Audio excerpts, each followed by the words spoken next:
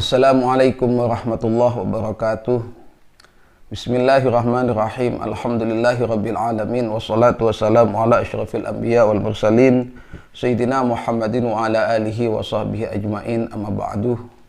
Pada kesempatan kali ini kita sudah memasuki kepada al-hadisus sabi, hadis yang ketujuh, di mana hadis yang ketujuh ini diriwayatkan dari an Abi Ruqayyah Tamimin ibni Ausin ad-Dari radhiyallahu ta'ala an anna Nabiy sallallahu alaihi wa alihi wasallam qala, baginda Rasul Muhammad sallallahu alaihi wasallam bersabda, ad-dinu an-nasihah, agama itu adalah nasihah.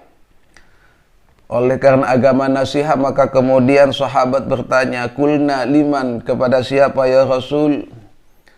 Kemudian baginda Rasul menjawab, lillahi wa li kitabihi wa li rasulihi wa li a'immatil muslimina wa ammatihim. Hadis ini diriwayatkan oleh Imam Muslim.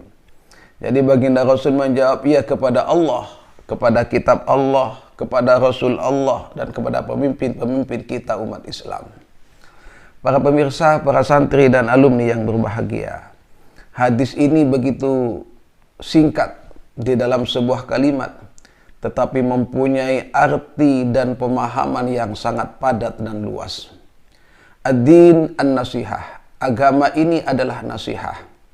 Dikatakan bahwa an-nasihah itu adalah kalimatun jami'ah, kalimat yang sangat luar biasa dan sangat luas. Apa itu an-nasihah? Dikatakan iradatu jumlatil khair, yaitu menginginkan segala kebaikan, itu adalah nasihat.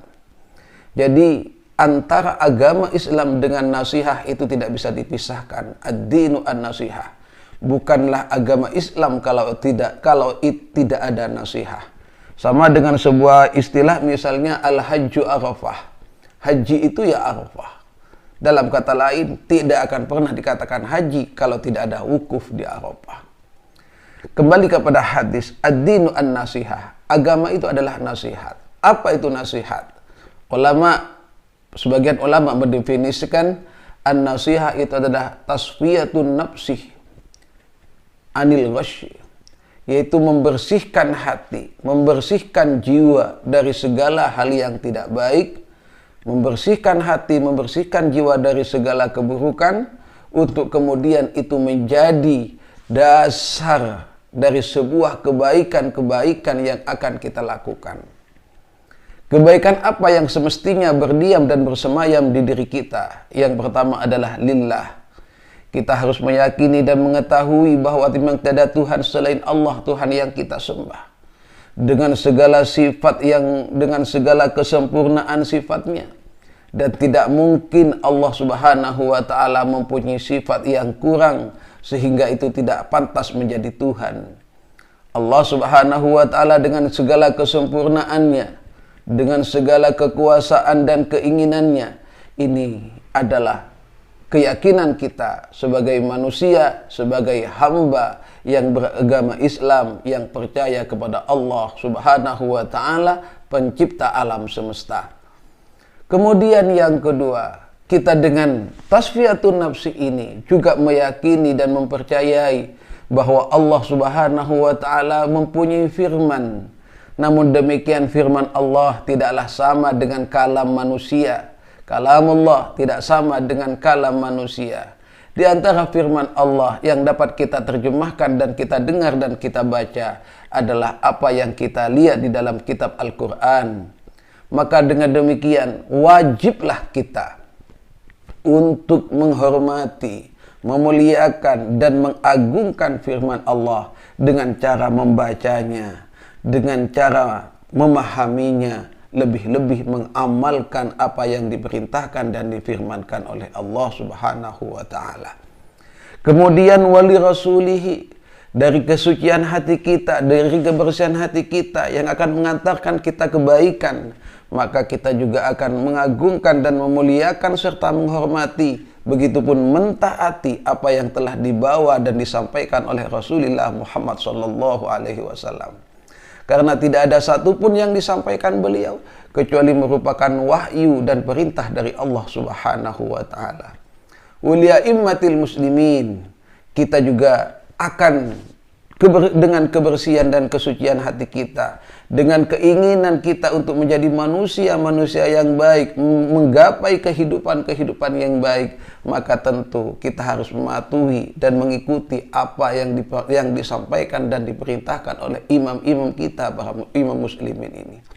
Sehingga dengan demikian, maka dinamika kehidupan ini sekaligus romantikanya itu akan tersusun dengan rapi, damai, dan indah. Karena semua sudah beratur, berjalan sesuai dengan sunnatullah. Ketika semua berjalan searah dan sejalan, maka semua akan berjalan dengan lancar, baik, sempurna.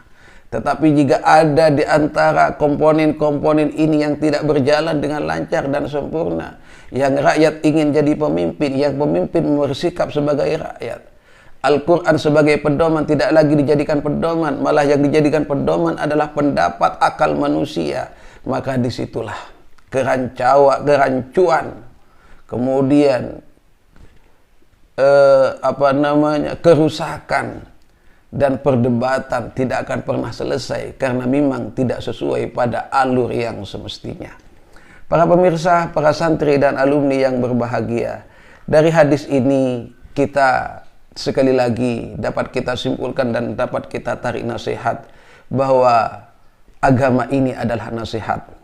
Bukanlah agama Islam kalau kita tidak saling menasehati untuk sama-sama mencapai kebaikan.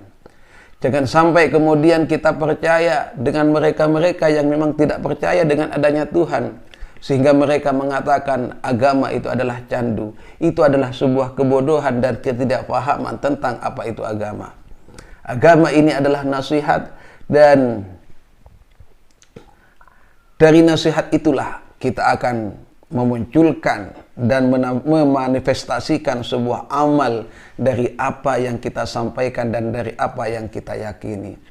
Para pemirsa, para santri dan alumni yang berbahagia, itulah hadis yang ke-7 yang kita bahas pada kesempatan kali ini.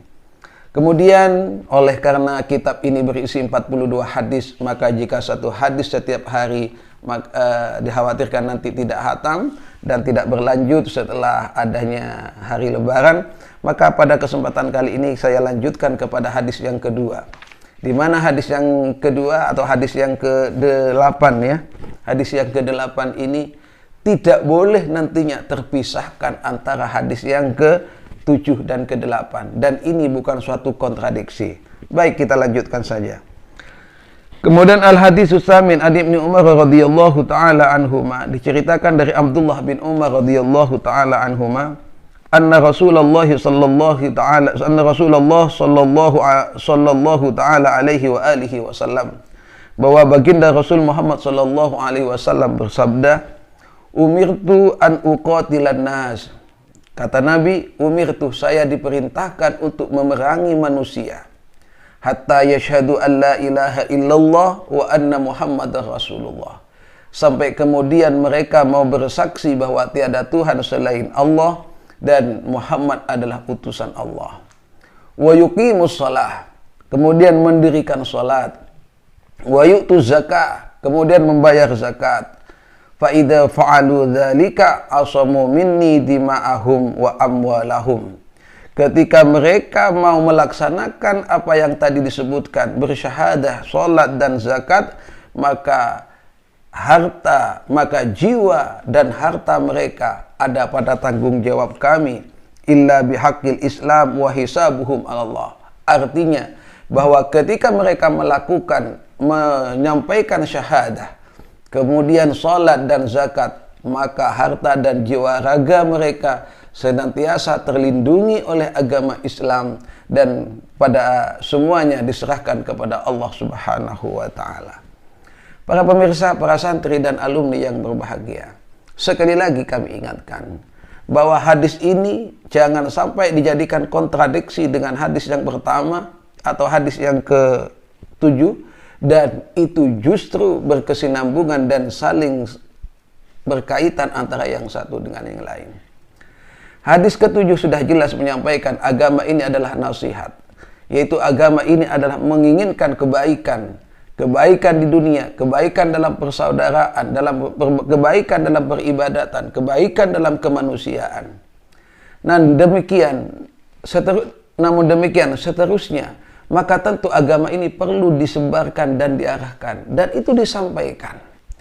Lah, hadis ini menjelaskan ketika ajakan, ketika arahan, ketika nasihat itu masih saja terus diabaikan, maka Allah Subhanahu wa taala memerintahkan kepada baginda Rasul, apa itu? An uqatilan nas. Maka bolehlah mereka diperangi, haruslah mereka diperangi, sampai kemudian mereka betul-betul bersyahadah kepada Allah Subhanahu wa taala dan Nabi Muhammad adalah utusan Allah. Dan memang seperti inilah yang semestinya berlaku di daerah atau di dalam kekuasaan muslim. Namun perkembangan kali ini sedikit berbeda ketika kita sudah ada dalam sekat-sekat negara dan setiap negara mempunyai prinsip negara masing-masing, sehingga semua menjalankan keputusan negaranya, sehingga agama Islam ini juga harus mempunyai strategi yang lebih baik untuk mengatasi dan menyebarkan agama Islam. Para pemirsa, para santri dan alumni yang berbahagia, dari sini sekali lagi Allah Subhanahu wa taala setelah melalui beberapa tahapan demi tahapan dan kemudian bertemu dengan para musyrik, para kufar yang senantiasa melawan dan memusuhi, bukannya mengikuti arahan dan ajakan tetapi memerangi dan memusuhi, maka disitulah Allah Subhanahu wa taala memerintahkan an uqatilan nas, perangi itu semua hatta yashhadu, sampai kemudian mereka bersyahadat. Tidak hanya cukup syahadat, tapi dibuktikan wa yuqimus shalah, melaksanakan salat. Tidak hanya itu juga, tapi juga dibuktikan dengan wa yu'tuz zakah, dan memberikan zakat. Jika itu semua sudah dilakukan, maka fa idza fa'alu dzalika asamu minni dima'ahum wa amwalahum. Jika itu semua sudah dilakukan oleh mereka, maka keamanan dan tanggung jawab harta dan jiwa-jiwa dan hartanya itu ada pada orang-orang muslim. Artinya apa? Disinilah orang Islam atau agama Islam ini begitu sangat menjunjung pri kemanusiaan. Tidak serta-merta kemudian berlaku seperti yang kita saksikan dengan sistem hukum rimba. Tidak demikian. Semua yang diinginkan oleh Islam hanyalah untuk sama-sama mencapai kebaikan, mencapai kebahagiaan tidak hanya di dunia namun di akhirat, begitupun mendapatkan ridho dari Allah Subhanahu wa taala. Jika itu sudah mau dilakukan, mereka mau bersyahadah, mereka mau salat, mereka mau zakat, maka sudah selesai. Dan disitulah Islam sangat menjunjung tinggi kemanusiaan. Tidak ada ceritanya bahwa Islam ini sangat menyukai pertumpahan darah. Bukan seperti itu, seperti sering mereka kampanyekan bahwa Islam itu disebarkan dengan pedang. Tidak demikian. Pedang dari umat Islam itu bergerak. Pedang dari umat Islam itu menyayat. Itu karena ada perlawanan, bahkan penyerangan terhadap orang Islam.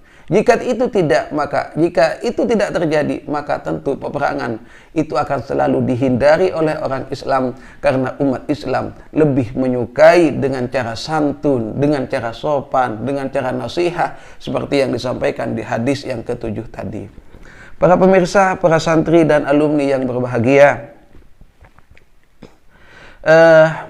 mungkin itu yang bisa saya sampaikan pada kesempatan kali ini. Kita sudah menyelesaikan hadis yang ke-7 dan ke-8, dan insya Allah besok hari kita akan melanjutkan kepada hadis yang ke-9. Sekian, kurang lebihnya mohon maaf. Wassalamualaikum warahmatullahi wabarakatuh.